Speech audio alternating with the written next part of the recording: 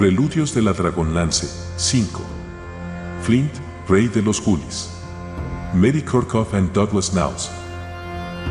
Audiolibro editado por Juan Pablo Flores Montaño. Para El Amo del Calabozo, 2024.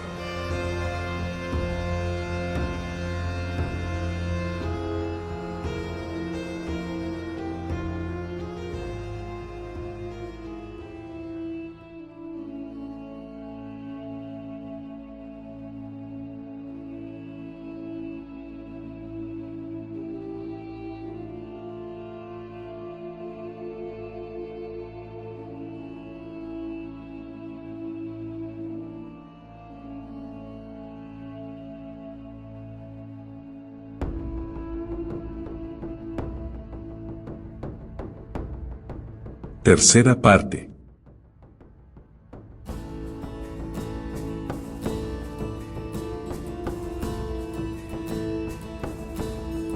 (5) Allanamiento. En los años mozos de Flint, el patio de carretas era parte de las instalaciones de la forja, propiedad de un hosco y viejo enano llamado Delwar. Es conocida la inclinación nata de la raza enana por las artes metalúrgicas, pero, en tanto la mayoría de sus miembros se procuran sus propios clavos, bisagras y otros objetos sencillos, Delwar fabricaba para sus convecinos ruedas de carros, herramientas pesadas, armas y otros productos de metal de realización más compleja. Una parte importante de los conocimientos de Flint en este oficio la había adquirido en aquellos años, transmitida por el viejo artesano cuyos brazos y pecho, surcados con cicatrices de quemaduras, asustaban y fascinaban por igual al joven enano de las colinas. Flint y otros muchachos se sentaban en el grasiento patio, frente a la forja de Delwar, para observar al herrero a través del lado abierto en el cobertizo de 3 paredes. A Flint le gustaba el olor a humo y sudor que impregnaba el ambiente cuando Delwar martillaba el metal al rojo vivo, casi tanto como la melcocha y la sidra que la robusta esposa del herrero les ofrecía cada tarde. Pero tanto Delwar como su mujer habían muerto largo tiempo atrás y ahora, en torno al otrora familiar paraje, se levantaba un muro de piedra de más de 2 metros de altura. Alguien le había comentado, quizá Tybalt, que se había construido una forja moderna en el lado oeste de la ciudad, y la de Delwar llevaba mucho tiempo abandonada cuando los enanos de las montañas reclamaron como propia la vieja instalación como parte del acuerdo alcanzado con las autoridades de Casacolina. Los derros construyeron el muro que, según las estimaciones de Flint, abarcaba un área de 600 metros cuadrados. El único acceso al patio lo constituía un portón de robusta madera de 3 metros de ancho, instalado en el lado sur que daba a la calle mayor. No se veía a ningún guardia apostado en el exterior del portón, pero, sin duda, estaba vigilado desde el interior. Flint caminó calle abajo de manera ostentosa y pasó frente al patio amurallado sin apenas dedicarle una ojeada, más interesado aparentemente en los apetitosos patos colgados en el escaparate de la carnicería, al otro lado de la calle. Unos 20 y tantos metros más adelante, el muro giraba en ángulo y formaba la pared este. Entre ella y el edificio opuesto, se extendía un callejón tan angosto que 2 enanos, hombro con hombro, no podían recorrerlo. Flint prosiguió su tranquilo paseo hasta que perdió de vista la calle mayor. Entonces cubrió los últimos 10 metros a toda carrera hasta alcanzar la esquina noreste del muro. Faltaba poco para la puesta del sol y debía apresurarse si quería aprovechar los minutos de luz que restaban. El recién construido muro no ofrecía salientes ni huecos donde agarrarse para escalarlo. Flint giró la esquina hacia la pared norte, pero la valla de piedra acababa 5 metros más allá, donde se unía con el viejo edificio del establo y la forja, de 5 metros de altura. Un joven roble, débil y fino, había arraigado, a saber cómo, en el corto callejón. Flint sabía que no soportaría su peso, miró desesperado a su alrededor y, un poco más allá, atisbó un viejo tonel de agua al que le faltaban varias tablillas. Se acercó a él, lo tumbó de costado y probó su resistencia. No era mucha, pero el fondo era bastante sólido y quedaban suficientes tablones para sostenerlo, al menos durante 1 minuto. Arrastró el barril hasta la esquina cercana al arbolillo y lo colocó sobre el extremo abierto. El barril tenía una altura similar a la del enano, por lo que llegaba un poco más arriba de la mitad de la valla. Flint alzó los brazos, se aferró al aro metálico que rodeaba la parte superior del tonel y procuró auparse. El destartalado recipiente crujió y se tambaleó de manera peligrosa bajo su peso. Sin un punto de apoyo, resultaba imposible subirse en él. Con el entrecejo fruncido, Flint consideró una vez más la posibilidad de trepar por el arbolillo. Quizá las ramas más gruesas soportarían su peso el tiempo suficiente para saltar desde ellas hasta el barril. Puso en práctica la idea, para lo que arrastró el tonel hasta situarlo entre el endeble roble y la valla. Se remangó los pantalones y alzó el pie derecho, que posó en la rama más fuerte, a unos 60 centímetros del suelo. Respiró hondo, aferró el tronco del arbolillo con ambas manos y se dio impulso. Un segundo después, la rama se quebraba y Flint resbalaba por el escuálido tronco. En su caída arrastró consigo todas y cada una de las finas ramitas que se partieron con sonoros chasquidos. Frustrado por el intento fallido, el enano se propinó tirones de la barba mientras buscaba otra solución. Probó la flexibilidad del tronco del arbolillo y llegó a la conclusión de que la verde madera se doblaría. Agarrándolo con firmeza con la mano izquierda, tiró del tronco hacia el suelo hasta combarlo a una altura desde la que podía subirse a él. Contó hasta 3 y luego se lanzó sobre el árbol doblado. Oyó que el tronco chascaba y se quebraba justo en el momento en que sus manos se cerraban sobre el borde del barril, mas tuvo tiempo suficiente para treparse sobre él. Con un nuevo brinco, alcanzó el borde de la valla.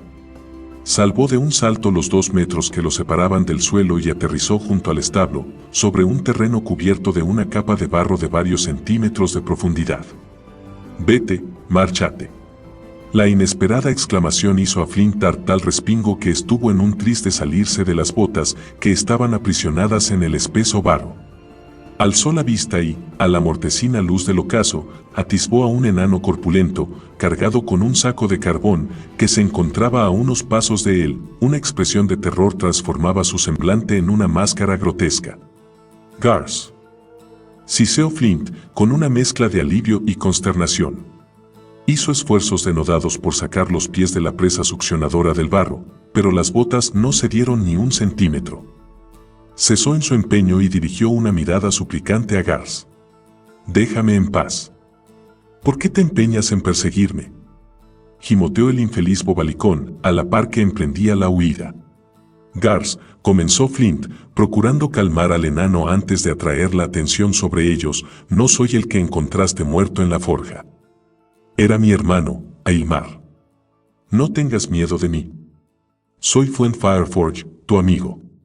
Garth lo miró de reojo, con desconfianza, mientras se encogía sobre sí mismo en una actitud de autoprotección. «¿Prometes que no volverás a perturbar mis sueños?». «Soy inocente, yo no te hice daño». Sacudió la cabeza con frenesí. «Fue el jorobado el que lanzó el humo azul, no yo. Solo te encontré». «Garth, no era yo». «¿Qué humo azul?», inquirió Flint, súbitamente intrigado. «El humo azul que salió del colgante que llevaba al cuello». «¿El cuello de quién?». «¿De un derro?». «Sí». «Estabas allí, ¿por qué me preguntas?», dijo Garth enojado, aturdido por la sucesión de interrogantes. «He de volver a mi trabajo. Sal de aquí, o, sea quien sea el jorobado, utilizará de nuevo su magia contigo». Tras aquella advertencia, Garth recogió el saco, pero Flint alargó la mano y lo detuvo. «Garth, no digas a tus jefes que me has visto aquí. Promételo, o te acosaré en sueños». A Flint le asqueaba tener que utilizar semejante artimaña con el aterrorizado enano, pero no le quedaba otra alternativa. Con los ojos desencajados por el miedo y la faz tan pálida como la de un cadáver, Garth asintió en silencio, incapaz de articular una sola palabra, y luego se alejó a trompicones y se perdió tras la esquina del establo. Flint reflexionó sobre los balbuceos sin sentido articulados por Garth, a fin de sacar alguna conclusión. ¿Acaso eran producto de sus pesadillas, causadas por el impacto de hallar muerto a Aylmar, o tal vez había sido el único testigo de un suceso espantoso? El enano de las colinas se movió para dar un paso. Con un gruñido, recordó que todavía estaba atrapado en el barro.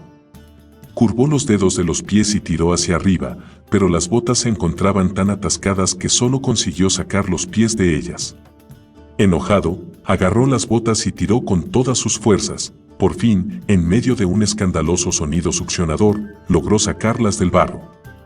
Sin duda, ahora pesaban 7 kilos cada una y Flint no disponía de agua, trapos o hierba con que limpiarlas, puesto que todo el terreno del patio era un lodazal. Si se las calzaba, su avance resultaría tan escandaloso como el de un escuadrón de ogros. Flint no era del tipo de gente a la que le gusta andar descalza, sin embargo, y no sin cierta renuencia, las dejó junto a la valla de piedra, las recogería cuando se marchara. Llegó a la esquina del establo y, asomando la cabeza con precaución, dirigió una mirada escudriñadora al patio de carretas. En el barro se marcaban las huellas de profundas rodadas. Había 2 pesados carromatos colocados costado contra costado, con los pescantes de cara a Flint. No había ningún vigilante a la vista. Tybalt le había dicho que una de las carretas venía siempre de Thorvaldin, mientras que otra hacía el recorrido inverso, nunca en tándem. En consecuencia, ¿cuál de los carros transportaba la carga hacia el Nuevo Mar y cuál estaba en camino de regreso al reino de los enanos de las montañas? Flint sabía que apenas disponía de tiempo antes de que el grupo de Derro se despertara o regresara de las tabernas, por consiguiente, no cabía margen para el error, tenía que elegir el carro correcto. De repente, avistó a un Derro que salía de la forja, enclavada en el centro de la pared norte, a unos 10 metros a su izquierda. El guardia Teiwar rodeó las carretas estacionadas y se agachó para mirar debajo de la que estaba a la izquierda. «Nos pondremos en marcha antes de 1 hora», dijo el Derro, dirigiéndose a alguien que estaba en el interior del edificio. «Ansío regresar a Thorvaldin». «¿Te dijeron Berli y Citus cuándo volverían?» «Esos siempre se demoran hasta el último minuto», respondió una voz flemática desde el interior del establecimiento. «Te preocupas demasiado. Vuelve aquí y aprovecha para dormir otro rato antes de iniciar el largo trayecto». «Tienes razón», admitió el Derro que estaba junto a los carromatos, mientras se encaminaba hacia el oscuro cobertizo. «Además, todo está en orden aquí fuera.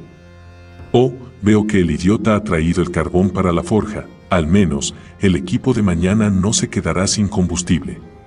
Las ruedas se rompen con frecuencia al transitar por estos caminos montañosos». La conversación prosiguió durante unos minutos, pero Flint apenas entendió lo que decían al sonar sus voces amortiguadas entre las paredes del cobertizo. Poco después se callaron y no tardaron en escucharse ronquidos. El vigilante había mirado debajo de uno de los carros. Flint observó con fijeza el otro, el que estaba más alejado de la forja. Con cautela, avanzó un paso. La delicada planta del pie tocó un charco frío y profundo y Flint retrocedió. Tras sacudir la pierna para librarse de los pegotes viscosos adheridos a su piel, el enano decidió dar un rodeo por la izquierda, donde no había tantas rodadas. Lo que es más, su avance pasaría inadvertido al ocultarlo las enormes carretas. Por fin, tras salvar el embarrado piso por medio de grandes zancadas, llegó junto a los carromatos. Los pesados vehículos reposaban sobre 4 ruedas con llantas de hierro, tan altas como el bastidor destinado a la carga. Flint se asomó por el borde, que le llegaba justo a la altura de los ojos, y vio que estaba tapado con una lona tirante.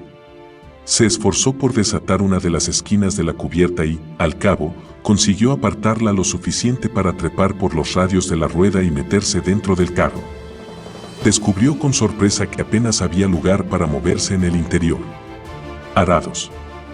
Por Reorx, los enanos de las montañas hacen un largo recorrido para cargar barcos con arados. Y, de escasa calidad, por cierto, se dijo para sus adentros Flint, sin salir de su sorpresa. La carreta transportaba 5 enormes arados de hierro. Las rejas tenían un aspecto impecable, como si acabaran de ser forjadas, pero el metal presentaba imperfecciones propias de una deficiente fundición. Deberían sentirse avergonzados de ofrecer productos de tan baja manufactura. En cualquier caso, esto no era lo que Flint esperaba encontrar. ¿A quién le importaba que la notoria avaricia de los enanos de las montañas los obligara a reducir a tales extremos su habitual calidad metalúrgica? Flint, forzado a mantenerse en cuclillas para evitar que la cabeza combara la lona, se puso de rodillas para aliviar la incómoda postura y se sumió en hondas reflexiones. De improviso, el dolor de espaldas le hizo concebir una idea sorprendente. ¿Por qué demonios tenía que estar encogido en un carro que, al menos, igualaba su altura? A no ser, claro, que hubiese 2 receptáculos en lugar de 1, concluyó con gran excitación. Examinó el suelo de la carreta, pero no encontró compartimientos secretos. Flint asomó la cabeza por encima de la lona, escudriñó los alrededores y escuchó con atención. La tranquilidad reinaba en el patio. Sacó un pie y lo apoyó en uno de los radios. A continuación bajó en silencio por la rueda. Gateó debajo de la carreta, con cuidado de guardar el equilibrio al pasar por las profundas rodadas del suelo, a la par que inspeccionaba los bajos del bastidor. Quitó un poco del barro pegado a la madera y hurgó con su navaja de tallar en todas las grietas que dejaba al descubierto. Su primer intento fue fallido, pero, al girar sobre sí mismo, descubrió el panel disimulado. Instalado entre los ejes, había un largo rectángulo formado por dos de los tablones. Con rapidez, Flint escudriñó la trampilla en busca de algún pestillo. Sus dedos tantearon y empujaron una y otra vez hasta que, por fin, percibió el mecanismo oculto en un nudo de la madera. Tras presionar con la hoja de la navaja, sintió que el pestillo saltaba, el estrecho panel se abrió hacia abajo. Cuán cerca estaba de alcanzar su objetivo. Rogando por que las sombras lo ocultaran bajo la carreta unos cuantos segundos más, Flint introdujo la cabeza en la cavidad revelada por el panel.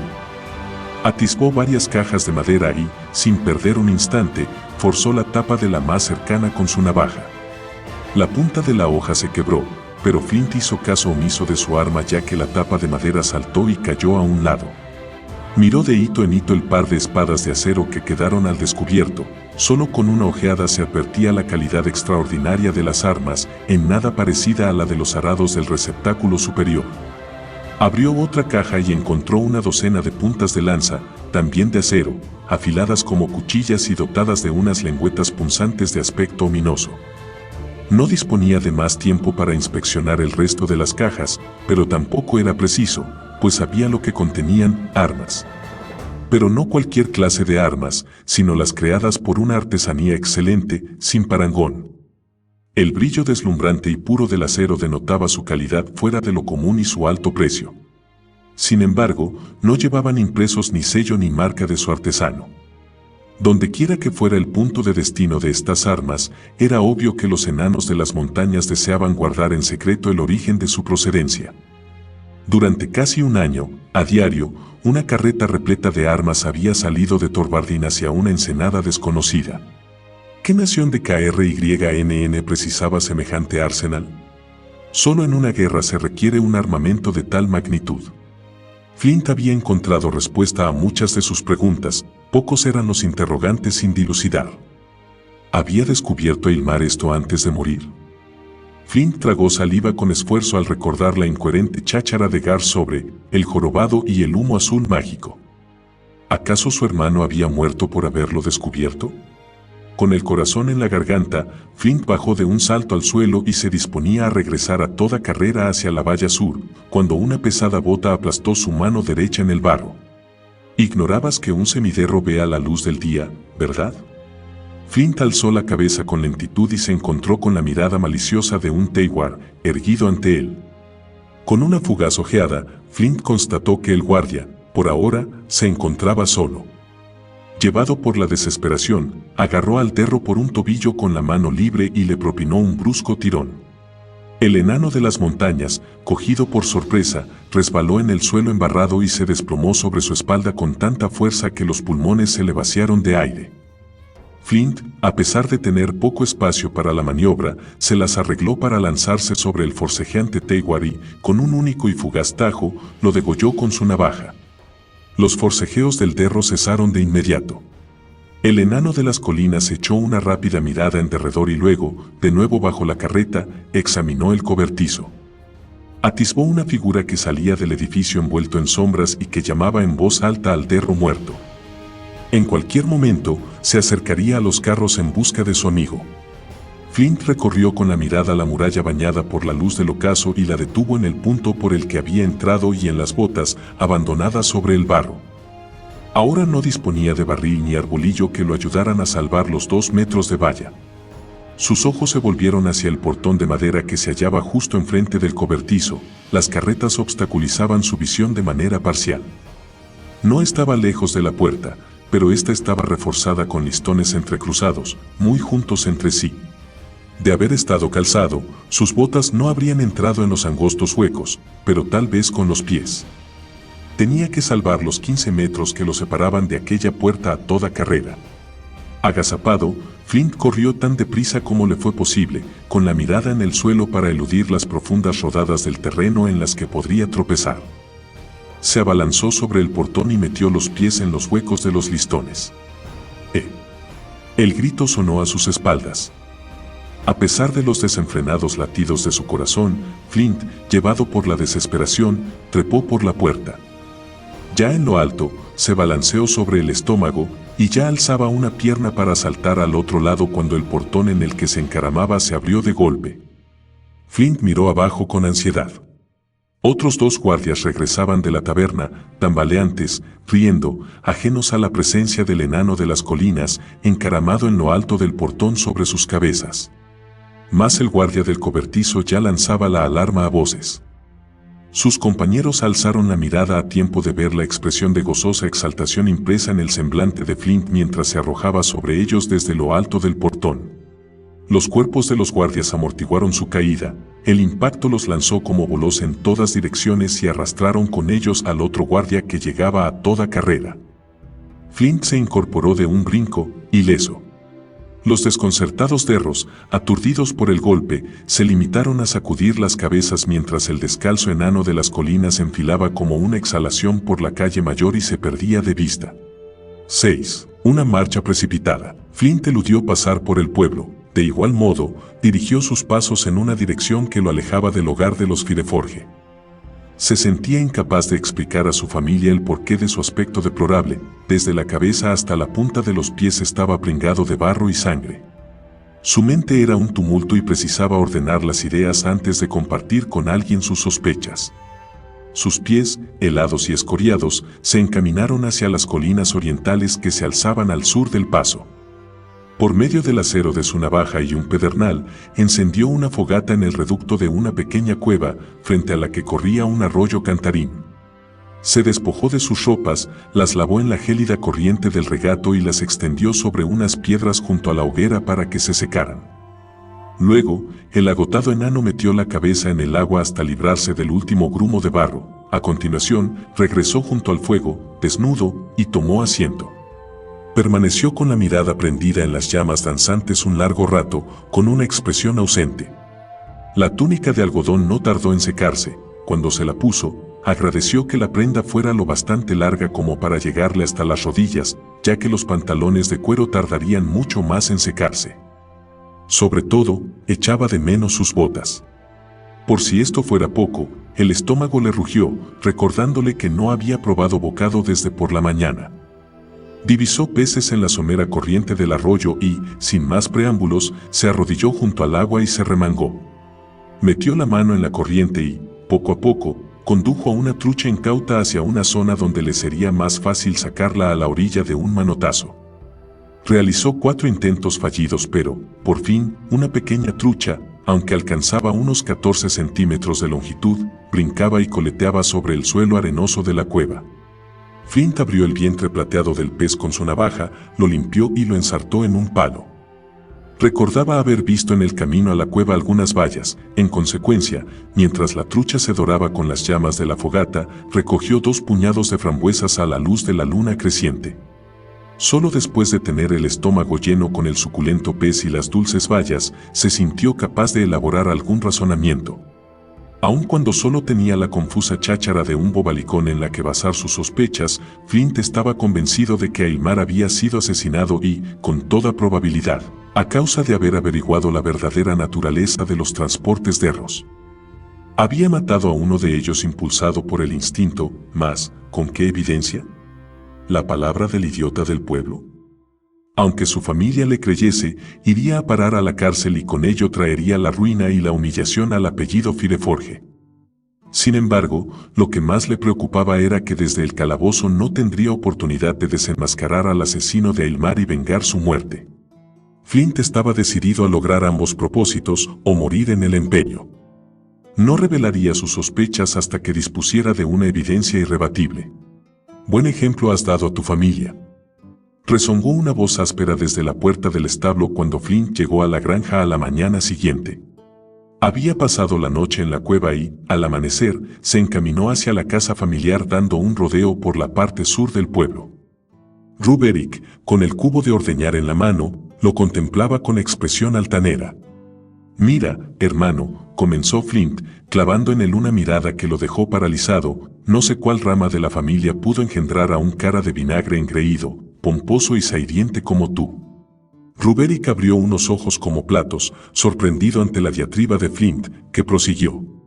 «Sea cual sea el motivo que incitó a la caprichosa naturaleza para hacernos hermanos, no por ello dejas de ser mi hermano pequeño y has abusado en exceso de mi buen carácter. Estoy más que harto de tu actitud altiva y pragmática. No tienes ni idea de dónde he estado ni qué he hecho, así que, guárdate tus opiniones y muestra un poco de respeto hacia tus mayores». La faz de Ruberick, rubicunda de por sí, se tornó grana, giró sobre sus talones con tal precipitación que golpeó el cubo contra el marco de la puerta del establo en su afán por alejarse cuanto antes. Flint suspiró hondo y entró en la casa. Acababa de ocurrírsele preparar un poco de achicoria cuando Bertina surgió de las habitaciones del fondo con el mismo propósito.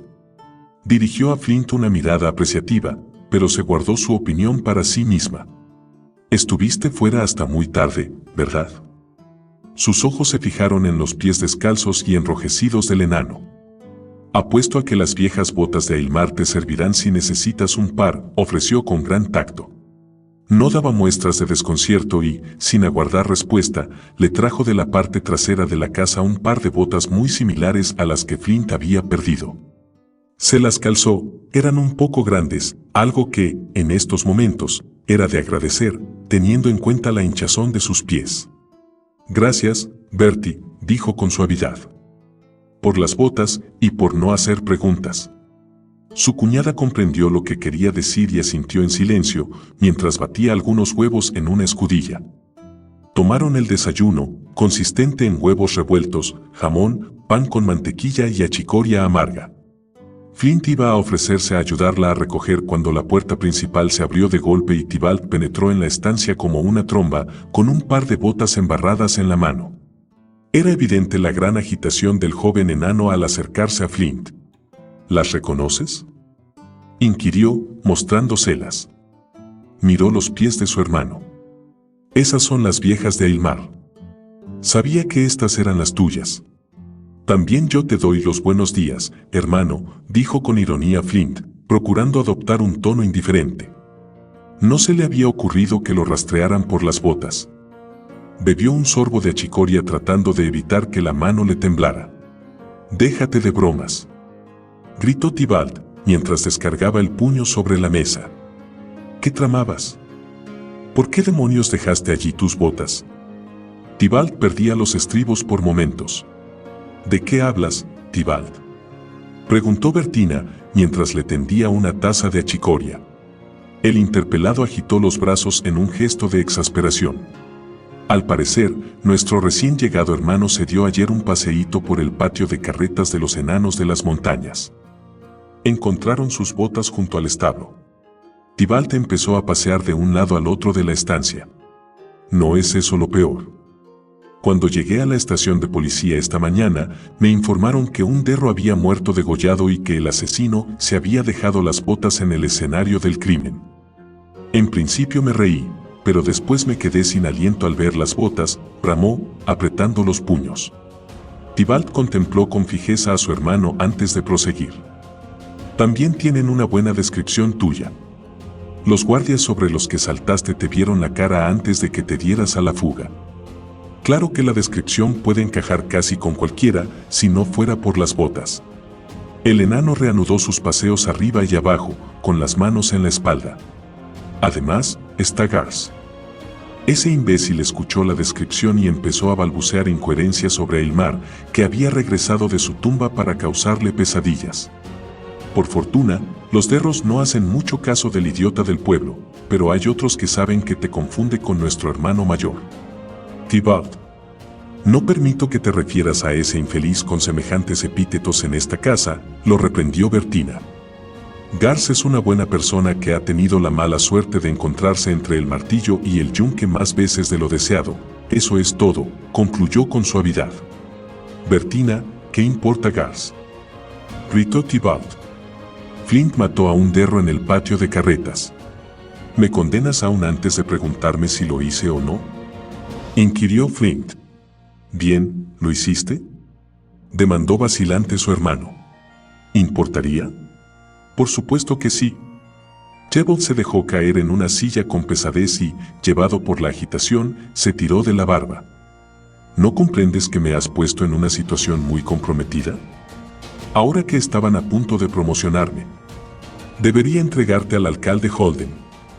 Debería, y tal vez lo haga. Flint lo miró a los ojos. Haz lo que tengas que hacer. Pero tú mismo has reconocido que la descripción podría encajar con cualquier enano de Casacolina. ¿Por qué no te olvidas de que has visto antes esas botas? Tybalt parecía debatirse entre dos fuerzas antagónicas. No puedo hacer eso. Sé que son tuyas, y he jurado defender la ley, sea quien la infrinja. ¿Qué evidencia hay de que el asesino y el propietario de las botas sean la misma persona?, sugirió Flint. Tal vez las echaron al patio de carretas algunos jóvenes gamberros que gastaron una broma pesada a un pobre enano viejo que dormía vencido por el exceso de alcohol. ¿Fue eso lo ocurrido?, preguntó con ansiedad Tybalt, incorporándose en la silla. ¿De verdad quieres saberlo, Tybalt? Este cerró los ojos y denegó con una brusca sacudida de cabeza. Se pasó los gruesos dedos entre los ralos mechones de pelo oscuro. No debería siquiera pensarlo, pero, comenzó, con los dientes apretados. Pero, si abandonas la ciudad antes de que esto estalle, me olvidaré de tus botas. Frunció el entrecejo al mirar al Flint. No te muestras muy preocupado por tu suerte, pero te ruego que consideres que el resto de tu familia vive en Casacolina, aunque creas que nuestras vidas son tediosas y carentes de valor. Basta. Lo interrumpió Bertina al advertir el rostro tenso de Flint. ¿Eres un humano o un enano? Te aseguro que hay ocasiones en las que me siento avergonzada de ti y de tu ambición, Tybalt. Gracias, Bertie, dijo con voz débil Flint, a la vez que posaba su mano sobre el carnoso brazo de su cuñada. Claro, Tybalt tiene razón. No quiero traer la desgracia ni la vergüenza sobre la familia. Partiré ahora mismo. Dicho esto, se dirigió al pequeño cuarto trastero situado detrás de la cocina y recogió su petate y su hacha. Tybalt esbozó una sonrisa de alivio y se acercó a Flint mientras éste se colocaba el hatillo a la espalda. Siento lo ocurrido, de veras. No es nada personal. ¿Me guardas rencor?, dijo, tendiendo la mano a Flint. Su hermano contempló la mano carnosa de dedos rechonchos, luego se dio media vuelta. Eres un hipócrita, Tybalt Fireforge, y de la peor clase, por esperar que te ayude a simular que eres un bendito en lugar de un egoísta. El otro retrocedió como si lo hubiese golpeado. Pero si tú mismo dijiste que tenía razón al aconsejarte que te marcharas. Flint le dedicó una sonrisa conmiserativa. Y la tienes, pero no por los motivos que crees. Sacudió la cabeza y luego se volvió hacia Bertina, deseoso de acabar el tema con su hermano. A sus espaldas, escuchó la marcha apresurada de Tybalt. La cuñada de Flint guardaba silencio, con los ojos anegados de lágrimas. El rubor que antes teñía sus mejillas se había reducido a un suave sonrojo. ¿Puedes sincerarte conmigo, Flint? ¿Hiciste algo tan terrible?, preguntó, pero en su voz no se advertía reproche o crítica. Flint sintió que, como esposa de su hermano asesinado, le debía al menos parte de la verdad. Fue en defensa propia, admitió con ambigüedad, midiendo sus palabras. El rostro de ella se iluminó. Entonces, ¿por qué no te quedas y le dices eso al alcalde? Te creerá. Es tu palabra contra la de esos derros. ¿De verdad crees que lo haría, aun cuando hacerlo supondría perder las ventajas del negocio con los enanos de las montañas? Flint meneó la cabeza. No, no es tan sencillo, Bertie. La abrazó con gesto torpe y se dirigió a la puerta. ¿A dónde irás? No lo sé, respondió de manera evasiva. Pero no te preocupes, Bertie. Algún día regresaré. Pronto. Despídeme de los demás. La enana le puso en las manos una bolsa repleta de provisiones, besó la barbuda mejilla y volvió a todo correr a su habitación en la parte trasera de la casa. Flint permaneció un momento más sumido en un pesaroso silencio y echó una última mirada al hogar de sus mayores.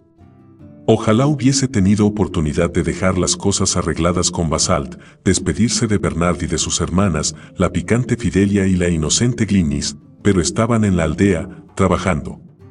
Sabía que Ruberick se encontraba en el establo, pero no se sentía con ánimos de darle explicaciones sobre su marcha precipitada y aguantar sus habituales frases ahirientes.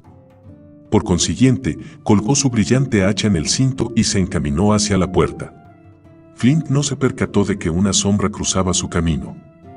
Tampoco advirtió que alguien lo seguía mientras avanzaba a zancadas por las colinas al sur de la población. No es de extrañar que el enano no viera nada, ya que su mente estaba ocupada con la única y determinada idea de hallar al asesino de su hermano. Para ello, se dirigía a la vasta ciudad subterránea de Thorvardin. 7. Un reino de oscuridad. Las montañas Carolis no conformaban la cordillera más alta de KRYNM, ni la más extensa. No contaban con ardientes volcanes, como los señores de la muerte en el septentrional Sankshen o los grandes glaciares de la cadena montañosa del muro de hielo. Sin embargo, el accidentado suelo de cada valle y cumbre no tenía parangón en todo el continente de Ansalon. Las paredes escarpadas de los cañones se precipitaban en vertical miles de metros sobre barrancos tortuosos y angostos. Los arroyos fluían con caótico abandono desde las alturas y se abrían camino entre los cortantes lechos rocosos en los que dejaban su huella día tras día. Los árboles solo sobrevivían en las laderas más bajas y en los valles. La mayor parte de la cordillera Carolis era demasiado accidentada o alta en exceso para que creciera en ella otra cosa que parches de musgo y líquenes. Los picos de la cadena montañosa permanecían cubiertos por perpetuos neveros que descendían en glaciares hasta las cuencas circulares de las zonas altas.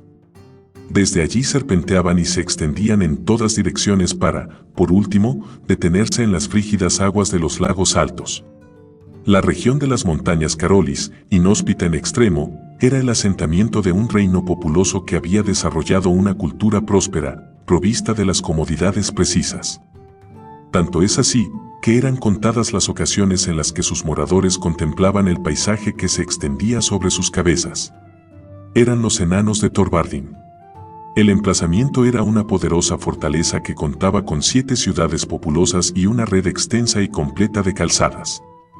En su conjunto, Thorvardin ocupaba un área de más de 30 kilómetros de largo por 22 de ancho. Dedicados al duro trabajo diario, los enanos apenas prestaban atención a los acontecimientos del mundo exterior. En su mundo subterráneo existían intrigas más que suficientes para mantenerlos ocupados durante centurias. En el corazón de Thorvardin se hallaba el mar Urkan. No era en realidad un mar, sino un lago subterráneo de unos 7 kilómetros de largo. Botes arrastrados por cables lo cruzaban de un lado a otro en una red intrincada que comunicaba entre sí a la mayor parte de las ciudades del remo enano. En el centro de mar se alzaba la más espectacular de todas, el árbol de la vida de Ilar. Los 28 niveles de la ciudad estaban tallados en el interior de una inmensa estalactita que colgaba del techo de la caverna y se sumergía en las profundidades del lago. Thorvardin obtenía sus reservas de alimento de 3 zonas de suburbios. En estas enormes cavernas destinadas a albergar una agricultura que no precisaba del sol, se obtenían grandes cosechas de hongos y otros productos comestibles derivados del moho. Cada suburbio lo compartían entre varias ciudades, pero cada plantación individual se vigilaba con gran celo. A despecho de su tamaño, solo 2 puertas históricas, situadas en los límites norte y sur del reino, conectaban a Thorvardin con el mundo exterior. La puerta norte había sido destruida durante el cataclismo. Los enanos se habían recluido en sus dominios subterráneos y, tras sellar la puerta sur en prevención de cualquier posible ataque, habían dado la espalda al mundo. Aunque considerado como un reino homogéneo por los forasteros, de hecho Thorvardin albergaba al menos 4 clanes diferenciados, o naciones, los Ilar, los Teiwar, los Daewar y los Daergar. Cada uno de ellos estaba regido por un Tane y tenía sus propios intereses, metas e incluso tendencias raciales. Las escisiones se agravaban con la ausencia de un verdadero monarca que rigiese la totalidad del reino. Según la antigua leyenda, Thorvaldin alcanzaría la verdadera unidad cuando uno de sus Dans obtuviese el mazo de caras. Desde hacía siglos se ignoraba el paradero de este objeto arcano, conocido así en honor al héroe enano más grande de su historia. Eran incontables los esfuerzos, tesoros y vidas empleados en continuos intentos, siempre infructuosos, para hallarlo. Sin aquel símbolo, que habría significado su unión, las naciones del reino enano se mantenían enfrentadas unas con otras. Se enviaban agentes para espiar las actividades de los clanes rivales, se guardaban bajo estrecha vigilancia las cámaras de los tesoros, ya que la riqueza, en particular el acero y las gemas, era la medida que determinaba la posición social. Los Ilar, la raza más antigua de los enanos de las montañas, eran los dirigentes tradicionales de Thorvaldin. No obstante, la guerra de Dwarfgate había menoscabado en gran medida dicha prerrogativa, y a partir de entonces la prominencia de las otras naciones se había incrementado de manera paulatina. Entre todas, la más notable era la del clan Davor, formado por enanos derros controlados por sus hechiceros. Los derros, de tez más pálida que la de sus primos Ilar y algo más altos que estos, habitaban en la zona septentrional de Thorvaldin. Practicaban la magia negra, hecho que despertaba en los otros enanos un cierto temor supersticioso. Se habían ganado una merecida reputación de desleales, traidores y manipuladores de hechicería. Los otros enanos de las montañas los miraban con temor y gran desagrado. Fueron los derros los que excavaron una salida nueva y secreta al norte de Thorvaldin, a través de la cual enviaban sus carretas con armas hacia el mar, sin que los otros clanes supieran nada acerca de estos transportes. Riqueza significaba poder, y los Teiwar estaban decididos a ser muy poderosos. El gran salón del trono daba la impresión de ser un espacio ilimitado, como un claro del bosque bajo el silencioso cielo nocturno. En torno al perímetro de la cámara se erguían columnas altas que se perdían en la oscuridad cual inmensos troncos de árbol. La luz derramada por cientos de antorchas titilaba por doquier y bañaba la cámara en un resplandor dorado y cálido. No obstante, el vasto salón se hallaba a más de 300 metros bajo la superficie de KRYNN. Grandes corredores, protegidos por inmensas puertas de acero y oro, conducían desde el salón del trono a las diferentes zonas de la ciudad Teiwar. Un centenar de enanos, vestidos con relucientes cotas de malla y armados con hachas y ballestas, guardaban vigilantes las distintas puertas. En ese momento, una de ellas se abrió con lentitud y un enano jorobado penetró en la cámara. El repulgo de la túnica de color bronce se arrastraba por el suelo tras él. Se acercó con premura al centro del salón. Allí, el Tane Realgar descansaba con gran comodidad en el amplio trono, con las piernas extendidas y cruzadas. El dirigente era un enano anciano, y en su barba y cabello, largo y suelto, de color rubio pálido, se entremezclaban mechones canosos. Gobernaba el clan Teiwar desde hacía muchas décadas. La mayor parte de los asuntos rutinarios del clan los solucionaba su consejero mayor, lo que permitía a Realgar dedicarse en exclusiva a la búsqueda del mazo de caras. El Tane consideraba tedioso cualquier tema que no estuviera relacionado con este objeto. Realgar estaba flanqueado por sus guardias personales, un par de horrendas gárgolas cernidas en sus perchas cual estatuas vigilantes, inmóviles a excepción de sus pupilas que seguían con fijeza el avance del derro jorobado. La piel de las gárgolas era tan dura y gris que no se diferenciaba de la piedra. Sus alas coriáceas, del mismo color, se extendían cual amenazantes garras tras el trono. Sus rostros guardaban un vago parecido con rasgos humanos, endurecidos por los afilados colmillos, ojos pequeños y crueles, y un par de cuernos retorcidos que les crecían en la frente. El jorobado llegó al trono y, de improviso, las gárgolas lanzaron un agudo siseo. Batieron las alas y saltaron hacia adelante para situarse a la izquierda y la derecha del Tane. Extendieron las garras y abrieron y cerraron las fauces en un mudo gesto de advertencia mientras el enano jorobado saludaba con una inclinación obsequiosa. «Ah, Pitrik, me alegro de que estés de regreso en la ciudad», dijo el Tane de los Teiwar. «¿Qué tal os fue en el consejo de Dance?», inquirió el consejero. «Bah». Realgar apretó los puños. Todo se redujo a una sarta de traiciones de los Ilar. Buscan enredarse en una alianza con los Teiwar que, como siempre, nos excluya a nosotros. El Tane se inclinó hacia adelante, sus labios distendidos en una sonrisa conspiradora, y agregó en voz baja: pero, mi querido consejero, me parece que empiezan a temernos. El cabecilla de los Teiwar se llevó el grueso índice a los labios. Ahora, cuéntame cómo ha ido todo durante mi corta ausencia. Seréis complacido, respondió con entusiasmo Pitrick. La producción casi se ha duplicado y hay expectativas de que aumente aún más. Esto es también válido para el número de carretas que salen. Casi se han alcanzado los niveles óptimos de transporte. Espléndido.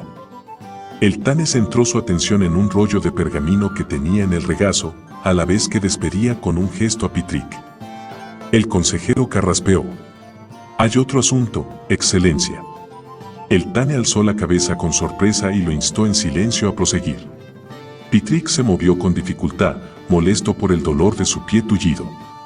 Al parecer, mataron a uno de nuestros conductores, un cazacolina. El asesino, un enano de las colinas, huyó. Pitrick respiró hondo. Tenemos razones para creer que ese enano entró de manera furtiva en el patio de carretas y descubrió la naturaleza de nuestros cargamentos. ¿Cuándo ocurrió? La voz del Tane era tranquila, casi aburrida. Unos cuantos días atrás. Uno de los conductores me informó apenas hace 2 horas. El Tane se inclinó hacia adelante, las cadenas de oro tintinearon con suavidad al entrechocar los pesados eslabones. La túnica azul oscuro de Realgar, amplia como un saco, cubría el trono a su alrededor. Cada vez que el dirigente quería andar, precisaba de la ayuda de varios pajes que manejaran la voluminosa vestimenta. Resuelve el problema cuanto antes, ordenó al consejero, con el mismo tono aburrido de voz. Eres quien ha abierto esta ruta y es responsabilidad tuya mantenerla abierta y secreta. Desde luego, Excelencia. Pitrick hizo una profunda reverencia y aprovechó el gesto para ocultar la sonrisa que bailaba en sus finos labios. Cuando se irguió, su rostro era de nuevo una máscara inexpresiva. Me ocuparé de ello de inmediato. Tengo un favor que pediros, Excelencia. ¿De qué se trata?, preguntó Realgar con aire ausente. Debemos reforzar la guardia en el túnel. Incrementar tanto el número como la calidad de las tropas que tenemos allí. Especifica. La guardia del Tane, respondió con premura Pitrick. Son las tropas más fiables de vuestro ejército y llevarán a cabo la tarea con absoluto rigor. Necesitaré un par de docenas de guardias al mando de un buen capitán. El Tane estrechó los ojos. Imagino que ya tienes en mente a un capitán en particular, ¿verdad? Pitrick esbozó una sonrisa leve. Cierto, Excelencia. Opino que Prince Priem es el oficial adecuado para esta tarea. ¿No tendrás alguna otra razón para seleccionarla? Pitrick carraspeó otra vez, a la par que inclinaba la cabeza con modestia. El Ten reflexionó un momento mientras contemplaba el rubio cabello crespo de su consejero. Perian era una capitana buena y leal, una de sus mejores oficiales. Sus padres lo habían servido bien hasta que murieron. A la joven no le iba a gustar la misión. Su desagrado por el consejero era tan evidente como el deseo lujurioso que despertaba en Pitrick. El propio Tane encontraba a Pitrick desagradable, pero apreciaba profundamente la perspicacia y eficacia del hechicero. Más aún, Pitrick era el artífice del acuerdo con Sanction. Su diplomacia y facultades mágicas podían ser la llave de la futura grandeza de los Teiwar. El Tane lo consideraba indispensable si la nación estaba destinada a alcanzar la gloria que le pertenecía por derecho. Así las cosas, a Realgar no le fue difícil acceder al deseo de Pitrick. De acuerdo. Desde este momento, el capitán Ciprium está bajo tus órdenes. Duplicaremos la guardia, hasta nueva orden. En lo referente a Cazacolina, tal asunto requiere un poco de reflexión, concluyó el Tane. La actitud desagradecida de esos enanos de las colinas y su desmedida avaricia empiezan a causar mi enojo. Pitrick hizo otra reverencia a fin de ocultar su sonrisa. Perian caminaba con paso decidido por el segundo nivel de la ciudad y se disponía a ascender al tercer nivel, cuando le comunicaron que debía presentarse ante Pitrick, el consejero del Tane. Luchó contra la creciente sensación de repugnancia que amenazaba con dominarla. A lo largo de varios años, había refrenado las detestables insinuaciones de Pitrick, pero una convocatoria a presentarse en los aposentos del consejero la ponía en clara desventaja. Con todo, el Tane le ordenaba entrevistarse con el consejero, y su deber era obedecer. Perian, hija única y la última descendiente de un extenso linaje de guerreros, se vistió la armadura y empuñó la espada cuando le llegó el turno de seguir la tradición familiar. Su padre, su madre, hasta el nacimiento de Perian, y sus tíos habían servido con gran mérito en la casa de la Guardia del Tane. En dicha milicia de élite, consagrada a la supremacía racial de los Derros, se agrupaban los soldados más fiables y leales de las tropas Teiwar. Perian había mostrado su valía tanto en el aspecto físico del combate como en los retos mentales inherentes al mando. En consecuencia, ascendió con rapidez en las filas de la guardia personal del Tane. En la actualidad dirigía la Casa de la Guardia y se sentía orgullosa de ejercer tal cargo, que la igualaba con los 4 o 5 oficiales de más alto rango al servicio de Realgar. No le cabía duda de que el Tane Realgar era el rey más poderoso de Torvardin, principalmente por las habilidades mágicas que poseían muchos Teiwar, lo que le proporcionaba ventaja. De manera indirecta, tal circunstancia tendría que haberla hecho sentirse orgullosa. Por el contrario, y solo en su fuero interno, admitía que semejante predominio le causaba inquietud y cierto sentimiento de culpabilidad. Ello se debía, tal vez, a que, a diferencia de la mayoría de los enanos Teiwar, moradores de las 2 ciudades regidas por Realgar, Perian era solo semiderro. Los derros puros encontraban siempre un placer salvaje en la parte oscura de las cosas. La otra mitad de su ascendencia enana procedía de los Hilar, y la muchacha se preguntaba a menudo si tal aspecto no dominaba su personalidad. Sentía una desconfianza innata por la magia, y Pitrik era el hechicero más poderoso entre los Teiwar, un ser grotesco, ladino y pérfido. Su innegable habilidad mágica era la única manifestación exterior de otros muchos rasgos reprochables. Sin olvidar el tema de sus lascivas proposiciones sexuales que llegaban al mismo límite de la fuerza bruta. Por desgracia, no podía permitirse el lujo de mostrar un rechazo total hacia él. Recordó, como siempre con frustración, el enmarañado predominio que Pitrik ejercía sobre su vida. Los padres de Perian habían sido también soldados leales, condecorados, del regimiento Uscarle o de la Casa de la Guardia. Al nacer ella, su madre se retiró del servicio activo y se dedicó a criar a su hija única. Fue indulgente con Perian y, a menudo, contemplaba a la niña con melancólica seriedad. Su padre, por otro lado, se distanció emocionalmente de ambas, tal como era la obligación de un verdadero soldado, según había opinado siempre Perian. Dadas estas circunstancias familiares, no encontró dificultad en integrarse a la Casa de la Guardia. El 10% de sus filas estaba compuesto por mujeres, ni en alcanzar con rapidez el rango de sargento. Entonces fue cuando Pitrik, el afectado consejero del Tane, apareció por primera vez en su vida. La hizo enfrentarse a la evidencia de sus verdaderos orígenes con unas cartas de su madre dirigidas a un soldado Hilar, el amante secreto de su madre.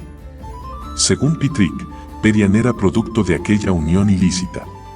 Por lo que sabía, nadie excepto ella misma, su madre y Pitrik estaban enterados de que por sus venas no corría pura sangre derro y que no era hija del valiente guerrero cuya reputación era sobradamente conocida.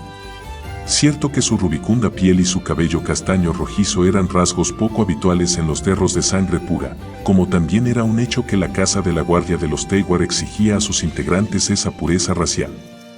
Perian temía el día en que Pitrik utilizara esta información como un último recurso y chantaje para lograr sus propósitos. No disponía de pruebas que confirmaran las circunstancias de su nacimiento, pero tenía que admitir que la muestra de la escritura de su madre era legítima. En la misma época en que se anunció su nombramiento de capitán, este secreto la puso en manos de Pitrik. Hasta ahora, se las había arreglado para salvar la situación con añagazas, sin incitarlo a llevar a cabo su amenaza, pero el consejero era demasiado inestable y peligroso para tomarlo a la ligera. Muchas veces Perian se preguntó si su padre se había mostrado distante por naturaleza o porque albergaba alguna sospecha. Ojalá su madre no hubiese escrito jamás esas cartas, ni hubiese sido tan estúpida. Se preguntaba a menudo cuán fuerte debía ser un sentimiento amoroso para inducir a alguien como su madre a arriesgarlo todo. Absorta en tan perturbadores pensamientos, Perian llegó al elevador que la conduciría a los alojamientos de la nobleza, situados en el nivel superior de la ciudad. Pitrick no era noble de nacimiento, pero como consejero del Tane estaba considerado como el segundo enano más importante de la ciudad de Teiwar. Poco después, vio descender una caja metálica en la que penetró. Con un firme y regular traqueteo metálico, el mecanismo de arrastre de cadenas elevó el artefacto 30 metros a través de una columna hueca tallada en la montaña. Cuando se detuvo, la joven salió a la terraza de la zona noble. Hizo caso omiso del panorama que se ofrecía sobre el pretil, desde donde se divisaba en todo su esplendor la mayor parte de la ciudad de Teiwar, sus calles de trazo recto, las altas murallas, las gruesas columnas, las casas y tiendas que cubrían el suelo de la caverna. Se dirigió a la puerta del alojamiento del consejero y fue admitida e inmediato. La recibió un sirviente uniformado, cuyo rostro estaba desfigurado, pero su señor entró presuroso en la antecámara y le ordenó marcharse con un gesto amenazador. Como ocurría siempre, la mirada del jorobado la hizo sentirse incómoda.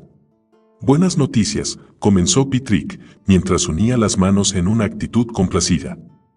«Te han asignado a mi servicio. Ahora, soy tu comandante». Perian sintió un escalofrío aprensivo recorrerle la espina dorsal. «¿En calidad de qué?», preguntó, obligándose a mantener un tono firme. «Se incrementa el número de vigilantes en la boca del túnel de carretas. Vamos, no finjas sorpresa. Conoces la existencia de ese acceso. Estarás al mando de las tropas». La rala barba de Pitrick no ocultaba su expresión lujuriosa. La deformación de su espalda lo obligaba a inclinarse hacia adelante, razón por la cual no tenía más remedio que alzar la cabeza para mirarla. «Prefiero continuar en mi puesto, como instructor de la guardia», objetó.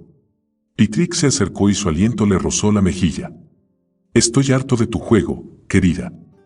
Ten presente que puedo hundirte con una palabra. Hazlo, pues», replicó con brusquedad.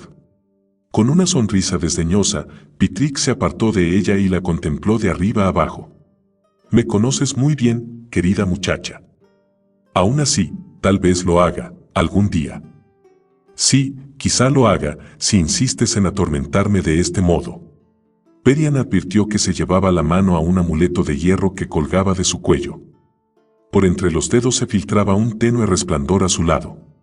«Me servirás bien», dijo el jorobado con tono suave.